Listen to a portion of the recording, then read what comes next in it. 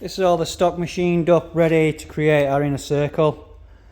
If you're new to woodwork, dissecting a circle, it's not that difficult to do. You'll see videos where they're going really overcomplicated on things. It's really simple to do. Dissect your circle into two, so you've got basically two half circles, which is 180 degrees. I'm using 4 sections of timber per half a circle. So you essentially got 8 joints where they're butting up. So easiest way to do it is 180 degrees. We've got 4 pieces of timber, so double that to give you 8. So 180 degrees divide by 8 will give you 22.5 degrees. And then you're just duplicating the same for the bottom half.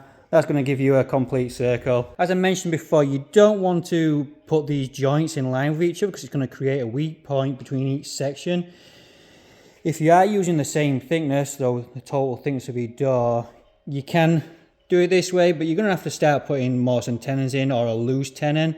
So the easiest way to produce this without putting extra work on for yourself is to overlap the joints like this. So you're going straight over each one. Each joint is on a solid piece of timber. Once this is glued together, it's just going to be rock solid and it's not going to go anywhere. You're taking a lot of the strain or stresses out of these individual joints.